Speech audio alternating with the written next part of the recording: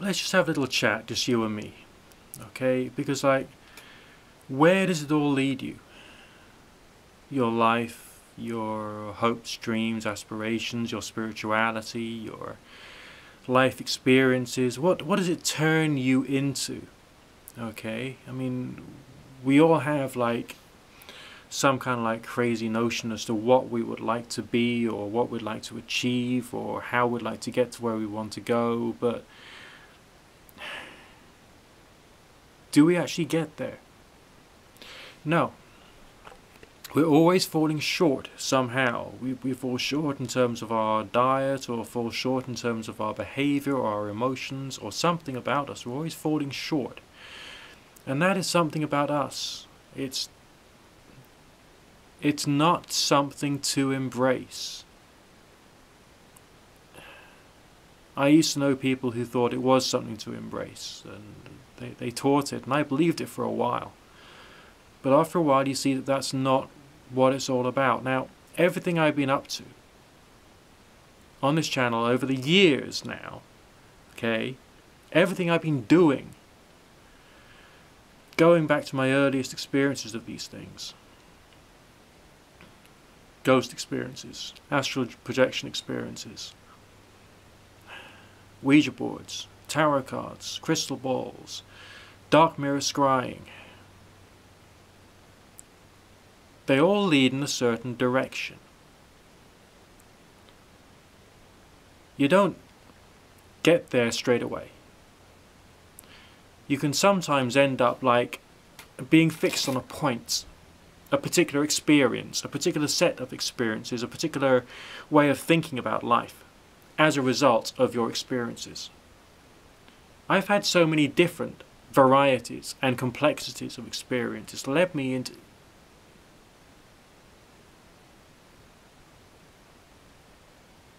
I've been trying to move away from it. I've been trying to make what I talk about applicable and acceptable to many people. Different types of people from different backgrounds and different whatever. So I've been trying to help people to think about things in greater detail and greater perspective. And that is really, really important and has its value. But that's only because that's the way of getting to people who are within normal material reality. Okay? It's not and can't be the truth. Because I've been saying that as well. Okay? That there's no one particular point of view which can be 100% the truth. It just can't rationally be true. So, what is? I had this experience one time, many years ago. We were talking like 15 years ago or thereabouts. And I was drinking with these friends of mine. I was overtired, very overtired enough to be relaxed, almost trance-like, but not too much to the point whereby I can't concentrate or I can't focus, And I was slightly wired on strong caffeine, and I was slightly relaxed on cheap alcohol, and somewhere in between of like. It was a different state of mind. And I was drinking with this lady, and she'd been working very hard all week, and it's like the only day she had off all month, and she was having some fun, but she was like really rather stressed and fraught, and she was tired in her own way. And I held her hand, alright, and I visualized love and warmth being projected from my heart down my right arm, which was holding onto her hand, okay, into her, up her arm, and into her shoulder area. Didn't tell her I was doing it. And I just talked with her about, life and, stuff, real talk. And she reported back to me that when I was holding her hand, she felt something entering into her. Completely spontaneously, from me to her. Now, I was projecting good intention. I was projecting love. Good stuff. And she reported it back to me. Okay, I was in a slightly altered state of mind, so was she, in various different ways, okay. But she felt it. Without knowing I was that weird, okay, she felt it. A positive feeling from myself into her, and she felt it. Consciousness. Okay. And that kind of thing, coupled with what I've experienced with ghost experiences, yes, okay. Astral projection, okay, yes, right, has actually happened. Trying to walk through a wall is a great fun experience, I'm telling you. It's weird, but you know, you can't do it all the time, but when you have it, it is astounding. Shared dreams, another thing. Experiment with it, play with it. All these things, and also the experiences I've had in my work, when I, every single day, listen to the pains and problems of ordinary people. Every day, serious issues, and I help and I advise and all that stuff, but also, once in a while, we get these experiences when there's things, you know, which happen on another level.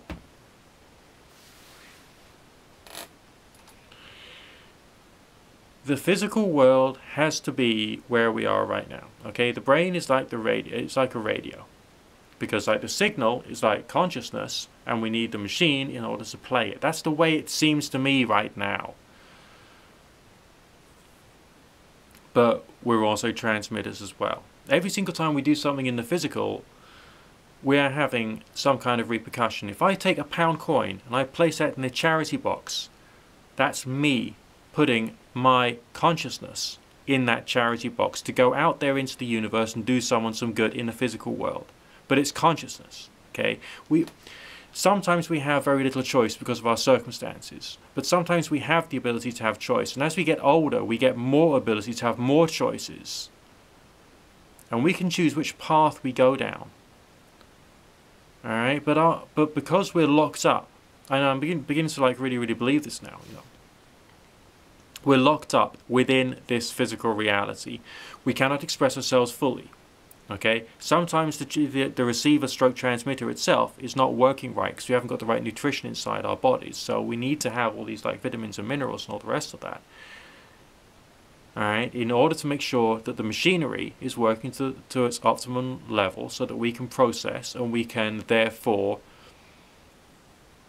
have more choices. Okay? We come into this world as newborns, we become children, we make mistakes because we are in a position of having few choices. Alright? But we go through learning. This is why in human life, childhood is quite so long. Early adulthood, the world is different, the rules are different, we still make a few mistakes. Okay? Then we reach a time whereby we've stopped making mistakes, we've done a lot of healing on ourselves, we are certainly not perfect. I know I am severely substandard and sub-perfect. But we understand more, and we can have a choice, and we can choose to put out energy into the world and create some kind of change which is meaningful, which can do some good. We have to balance ourselves, we look after ourselves first, otherwise we can't then serve. You know, you can't serve from an empty vessel.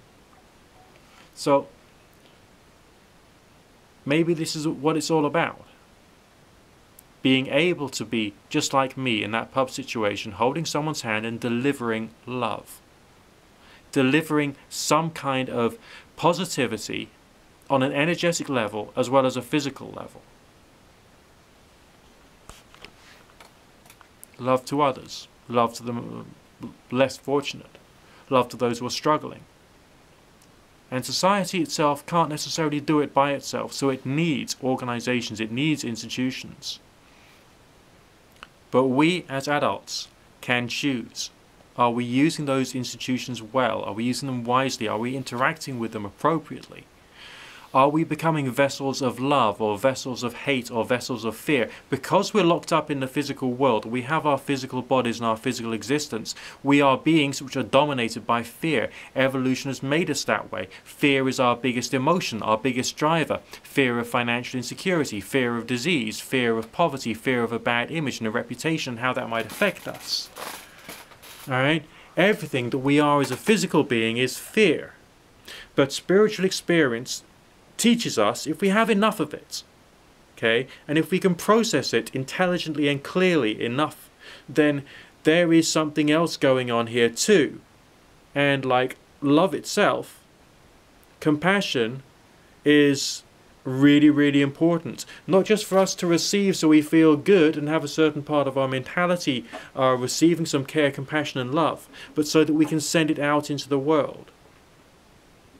Right? Literally, like, we're in a world surrounded by sickness. Everything in this world is sickness. It is fear, it is pain, it is like power over, control. It is people acting inappropriately because they want to have the ability to instigate fear in somebody else because they themselves are hurting. They don't know in what way they're hurting, but they are. Are we going to use our time well to try and lessen the quantity of disease and increase the quantity of positivity? The work I do as a tarot reader, people, you know, have a go at me because like I'm doing this. Oh, you're just being a con artist. No, I'm throughout the whole of human society, there's always been the diviner. You know why? Because there's always been people who are in pain who need help. That's what I'm doing. And we're not in an advanced society now. We're in a primitive society, but with mobile phones. That's it. We're still primitive creatures. We got vocabulary, we got education. But we are still the same as we were 3,000 years ago as beings. Alright, the physical problems, relationship problems, psychological problems, the insecurities, the instability, it's all still there. The machinery has not changed. And in some respects it's getting sicker because of the quality of food that we're encouraged to eat. Okay, the way in which we're encouraged to live our lifestyle. And we're more separated from nature now. We're more separated from a natural way of being. And we've got to find a way of bringing ourselves back so we can do good for others. Heal yourself so you can then heal others. You know, that's kind of like the way it is on the emotional level, on the psychological level, as well as on the physical level. And maybe the physical level is the hardest bit, but at least we can start, we can do something. Just my thoughts for today.